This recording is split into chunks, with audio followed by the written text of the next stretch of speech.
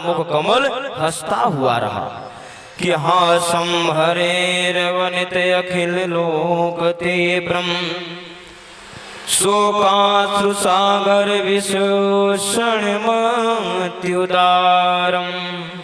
भगवान का जो मुख कमल है वे कैसा रहा? हंसता हुआ। हासम हरे रवनित अखिल लोक ते ब्रह्म, हंसता हुआ मुख कमल प्यारा प्रभु का। और उस हंसते हुए मुख कमल को देख करके हम आप सब भी ये शिक्षा लेवे कि जब मानव अवतार साक्षात भगवान ने धारण किया तो उन्हें अनेक प्रकार के संकटों का सामना करना पड़ा। तो हम आप सब तो सामान्य मानव हैं, हम सबको तो जीवन में संकटों का सामना करना पड़ेगा, परंतु इन संकटों का निराकरण हमें ऐसे करना है जैसे रात्रि के पश्चात दिन आती है, उसी प्रकार से इस दुख की घड़ी के पश्चात सुख के पल अवश्य आते हैं। और प्रतिपल हर क्षण हम सब ये संकल्प लेवे कि हमें केवल और केवल भगवान का स्मरण करना है, भगवान के चरण कमलों का ध्यान करना है और उन पाद पद्मों का बारंबार स्मरण करते हुए अपने इस जीवन लीला को, इस जीवनचर्या को संपन्न करना है। प्रभु सार्वभौम है, सर्व समर्थ है, परंतु फिर भी वह अपने कुटुंब में रहते हुए अपने पुत्रों को, अपने पौत्रों को समय समय पर अच्छी शिक्षा प्रदान करते रहते हैं। एक दिन भगवान अपने पुत्र पौत्रों के संग, छोटे छोटे पौत्रों के संग खेलने के लिए जाते हैं बगीचे में। और जैसे ही बगीचे में आए तो वहाँ एक वृक्ष के नीचे वे जाकर लेट जाते हैं टिक करके और अपने पौत्रों का खेल देखने लगते हैं। उनके पुत्र पौत्र जो है वे क्रीड़ा कर रहे हैं और क्रीड़ा करते करते एक पौत्र ने अपने गेंद का प्रहार इस प्रकार से बल्ले से किया है कि वह जो गेंद है वह ले जाकर एक अंधकूप में गिर जाती है। बगीचे में कुआं बना हुआ है, उस कुएं में गिर जाती है। और जैसे ही वह गेंद कुएं में गिरती है तो सबने जाकर झांक करके देखा तो गेंद के साथ एक विशालकाय गिरगिट पड़ा हुआ है। उस विशालकाय गिरगिट को किसी माध्यम से बाहर निकलवाया गया और जैसे ही प्रभु के हाथों का स्पर्श पाया है उसने, सोई वह दिव्य स्वरूप में बनकर प्रकट हो जाता है। दिव्य स्वरूप में बनकर के वह प्रकट हुआ। भगवान ने देखा, सारे पौत्रों ने देखा, आश्चर्यचकित हो गए। प्रभु ने प्रश्न किया, भैया कहाँ से तुम, कौन हो तुम? तो उसने उत्तर दिया, किन्नगो नामो नरेंद्रो इक्ष्वाकु तनयः प्रभो दानिख्वायाय मानेषु यदि ते कर्णं मे स्पृशम्। हे प्रभु, हमारा नाम है राजा नृग, रघो नामो नरेंद्रो अहम, मैं हूँ राजा नृग, महाराज इक्ष्वाकु का पुत्र, इक्ष्वाकु तनया।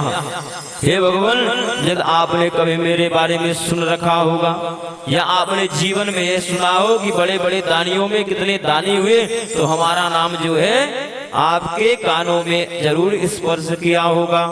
यदि ते कर्णम स्पर्शम। देखिए, गिरगिट बना हुआ पड़ा था, फिर भी उसका परिचय देने का तरीका कितना अहंकार भरा हुआ है। वह कह रहा है कि भगवान, अगर आपने दानियों का नाम सुना होगा तो हमारा नाम अवश्य सुना होगा। प्रभु हंसने लगे, भाई ऐसा क्या दान किया था जो गिरगिट बने पड़े थे? उसने बतलाया, प्रभु मैंने गौ दान किया था। आप आसमान के कदाचित तारे गिन सकते हैं, पर मेरी दी हुई गौओं की गिनती नहीं हो सकती है, इतने गौओं का दान किया। भगवान ने पूछा, भैया ऐसी कौन सी गलती कर दी गौ दान करते समय जो तुम्हें गिरगिट बनना पड़ा? बूढ़ी बूढ़ी गायों का दान किया होगा, इसलिए तुम्हें गिरगिट बनना पड़ा। उसने कहा, नहीं भगवान, कैसी गायों का दान किया था? एकदम नई नवेली तरुणी गायों का दान किया था। भगवान ने कहा, अच्छा भाई, फिर नई नवेली रही होंगी, सो मारने वाली रही होंगी, दूध ना देने वाली रही होंगी। उसने कहा नहीं भगवान, एकदम शील संपन्न गायों का दान किया है। कि पयस्विनी तरुणी शील रूप गुणो भूपन्ना कपिला हेम श्रृंगी न्यायार्जिता रूप खुरा सवत्सा दुकूल माला भरणा ददावहम।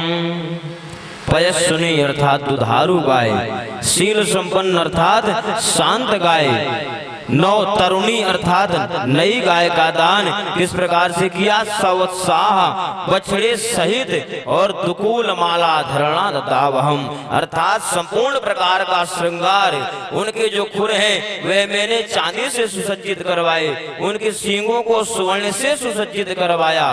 तदुपरांत भगवान मैंने गौओं का दान किया, परंतु उन गौओं का दान करते समय मेरे से एक गलती हो गई। भगवान ने कह दिया भाई क्या गलती हो गई? जर्सी गायों का दान कर दिया क्या? देखिए जो जर्सी है वह गाय की श्रेणी में आती ही नहीं। बड़े बड़े वैज्ञानिक बताते हैं कि जर्सी जैसा हानिकारक दूध भैंस का भी नहीं होता है। वे केवल और केवल दूध की जरूरत को पूरा करने के लिए गलत तरीके से उस गाय का निर्माण जो है वैज्ञानिक विधि से किया गया है। वे वर्ण संकर गाय की श्रेणी में आती है। यदि गौ दान करना है तो देसी गाय का दान करना है। कदाचित यह विचार ना करे कि हमें जर्सी गाय का दान करना है या जर्सी गाय का दूध पीना है। बड़े बड़े रोग जो है वह जर्सी गाय के दुग्ध पान करने से प्राणी को हो रहे हैं। भगवान ने कह दिया भाई बताओ जर्सी गाय का दान किया था? उसने कहा नहीं प्रभु मैंने देसी गाय का दान किया है। तो भाई फिर क्या गलती हुई? तो उसने बतलाया कि भगवान एक बार मैंने एक गैया का दान किया और उस गैया का जब मैंने दान किया तो वह एक संत जिनको दान किया वह लेकर जा रहे थे, और जब वह लेकर के जा रहे थे तो अचानक से वह गाय उनके हाथ से छुड़ा करके मेरे बाड़े में आकर पुनः मिल जाती है और मैं अज्ञानतावश उसी गाय को पकड़ करके दूसरे ब्राह्मण को दान में दे देता हूँ। अब पहले ब्राह्मण उस गौ को ढूंढ रहे हैं जिसे उनने पाया है और दूसरे ब्राह्मण उसी गौ को लेकर के जा रहे हैं। मार्ग में दोनों की भेंट हुई, वाद विवाद बढ़ा। एक ने कहा ये हम दान में लेकर के आए, एक ने कहा भाई ये हमारी खोई हुई गाय है। विवाद हम तक आया तो जो पहले ब्राह्मण थे जिनकी गाय खोई हुई थी वे क्रोधाग्नि में जलते हुए उन्हें श्राप दे दिया कि रे मूर्ख, तुझे बड़ा गौदान करने का शौक है और एक ही गाय का दो बार गाय का दान करता है। गिरगिट जैसा रंग बदलता है, एक क्षण में इसको दूसरे क्षण में उसको दान कर देता है। जा तू गिरगिट ही हो जा। और फिर भगवान मैं गिरगिट हो गया, परंतु आज मेरे पुण्य कर्मों का उदय हुआ है तो आपके दर्शन प्राप्त हुए। कहने का तात्पर्य कि संतों के श्राप में भी उनका अनुग्रह छिपा होता है। यदि संतों ने किसी को श्राप दिया है तो सीधा सीधा माध्यम बना दिया है कि आपको प्रभु से आपका मिलन अवश्य होगा। वे राजा नृग हाथ जोड़कर कहते हैं भगवान मेरा जीवन आज धन्य हो गया, मेरे पुण्य कर्म उदय हो गए, मैं आपके चरणों में बारंबार प्रणाम करता हूँ। भगवान ने राजा नृग को आदेश दिया, राजा नृग अपने धाम को गए और उसके पश्चात पौत्रों को बतलाया कि भाई जीवन में हम कितने भी सामर्थ्यवान हो जाएं, कितने भी धनवान हो जाएं, कितने भी बड़े पद प्रतिष्ठित हो जाएं, पर यदि गौ और ब्राह्मण का अपमान किया है तो हमें नष्ट होने से कोई बचा नहीं सकता है। साक्षात मैं सर्व सामर्थ्य भगवान होकर के भी नहीं बचा सकता, क्योंकि प्रभु का नाम ही है। प्रभु आते ही धरा धाम में किस लिए है? नमो ब्रह्मण्य देवाय गौ ब्राह्मण हिताय च। भगवान ब्राह्मण के और गौ के हितार्थ ही जन्म लेते हैं कि विप्रधेनु सुर संतहित लीन मनुज अवतार। भगवान गौ और ब्राह्मणों की रक्षार्थ ही मानव अवतार धारण करते हैं। प्रभु यही कह रहे हैं कि भाई हम बचा नहीं सकते हैं सर्व सामर्थ्य जगदीश्वर होने के बाद भी, और पुत्र पौत्रों को लेकर के अपने पास आए। एक दिन दाऊ भैया जो आते हैं आकर कन्हैया से कहते हैं लाला तेने परसों की कही थी, आज बरसन बीत गए और आज तक हम दोनों मिलकर के ब्रजमंडल लाए गए।